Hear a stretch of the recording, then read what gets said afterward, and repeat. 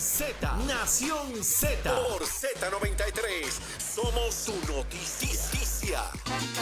8:49 de la mañana y continuamos la conversación en Nación Z, el programa que lo mantiene usted conectado con todo lo que está aconteciendo en Puerto Rico y ahora lo conecta con lo que está pasando con la política mundial, porque en Estados Unidos han aumentado las tensiones con Irán. Y para eso tenemos al licenciado José Enrico Valenzuela para hablar sobre esta situación que está al borde ¿estamos al borde de una guerra mundial? Bueno, buenos días, Ripari, buenos días, profesor. Pues mira, en efecto, la realidad es que no. Hay que mantener la calma. Me parece que ha habido mucha desinformación y mucha también mezcla de cosas mitológicas y bíblicas que a veces hacen que se exacerben los ánimos, más aún cuando tenemos un año nuevo y vemos otros actores que están entrando en la escena, como por ejemplo Rusia y China y otros más. Y para explicar el origen de todo esto, esto ciertamente es una guerra civil que se vive en Irak, donde hay tres grupos mayoritarios, que unos son los chiitas, otros son los sunis y otros son los kurdos. Obviamente todos sabemos la historia, que mientras estuvo el señor Saddam Hussein como presidente, pues representaba mayormente a un sector de esta población. Después, cuando sale, eventualmente porque Estados Unidos así lo dispuso, tanto como lo colocó, así lo dispuso eventualmente, ¿verdad? Como conocemos después del 9/11, en la época del principio de los 2000, eventualmente Irán siempre también ha tenido interés en la región de Irak y ha utilizado los chiitas mayormente, que es la mayoría de la población que está en Irán, para influenciar la política exterior de Irak. Y entiéndase que aquí no estamos hablando necesariamente de cuestiones étnicas ni religiosas, sino que estamos hablando del interés económico de lo que es la producción de petróleo. Y que Irán ciertamente es uno de los productores mayores a nivel mundial. Y por tal razón, igual que la forma geográfica que está diseñado Irán, permite que Irán tenga esa presión internacional de cerrar o abrir la llave según sus intereses económicos y sobre todo sus dolencias en términos de lo que es su guerra constante con Estados Unidos. Es decir, el gobierno de Irán se ha mantenido en el poder gracias a Estados Unidos precisamente por el odio visceral que ha tenido desde la época del siglo XX y antes también, pero mayormente se recrudece en la época de los finales de los 70 y 80, cuando hubo la famosa crisis de los hostages o de los rehenes que estuvieron allí, donde la embajada de Estados Unidos fue literalmente invadida. Y todo esto pues ha resquebrajado la dirección que ha habido entre ambas naciones, y el señor presidente Donald Trump aprovechó esa as bajo la manga de finalmente asesinar a este general, que no es cualquier persona. Estamos hablando del segundo en mando de nada más y nada menos que una nación tan poderosa como Irán en la región, y fue a través de Irak, precisamente. Esta movida de Trump obviamente va dirigida a, primero, desviar la atención de todo lo que es el proceso de residenciamiento que se está dando en el Congreso de Estados Unidos. Sin duda. De eso no hay ninguna duda alguna. Pero obviamente tiene unas consecuencias, diría yo, directas, bien negativas, por razón de que, primero, el alza en el petróleo inevitablemente va a ocurrir. No sabemos si va a ser $100, $150 el barril, eso está por verse. Pero de que va a subir, va a subir. Primero. Segundo, que fue a un miembro de un Estado soberano en funciones en Irak. O sea, aquí no estamos hablando de una persona... Claro, no estamos hablando de una persona que está señalado como terrorista o que se haya encausado en ausencia a través de un foro internacional por crímenes de guerra.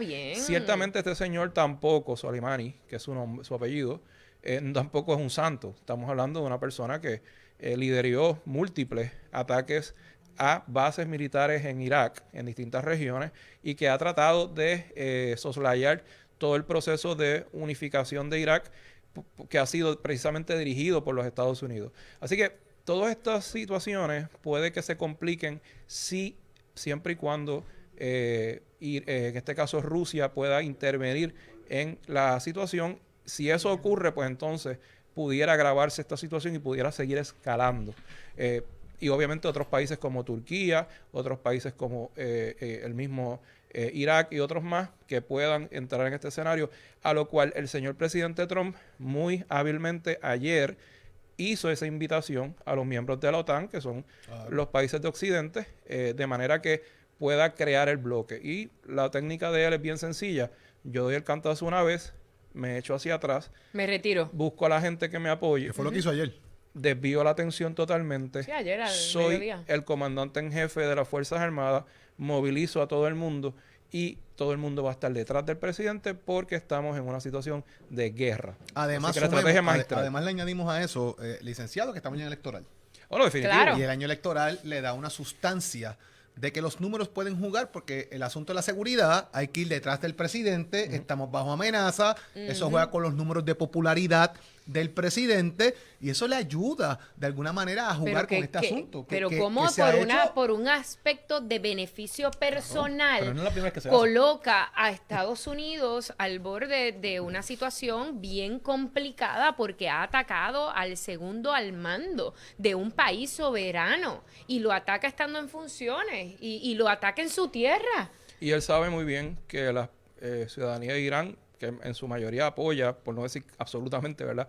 Todos apoyan el gobierno actual y son personas que son fanáticos, ¿ok? Estamos hablando de personas que no van a descansar Bueno, hasta vimos tanto ese funeral que era impresionante, Impresionante. las imágenes. tuvieron que frenarlo inclusive por las ¿verdad? Personas heridas y fallecidas que hubo por la situación, ¿verdad? Del tumulto que se causó en esta situación.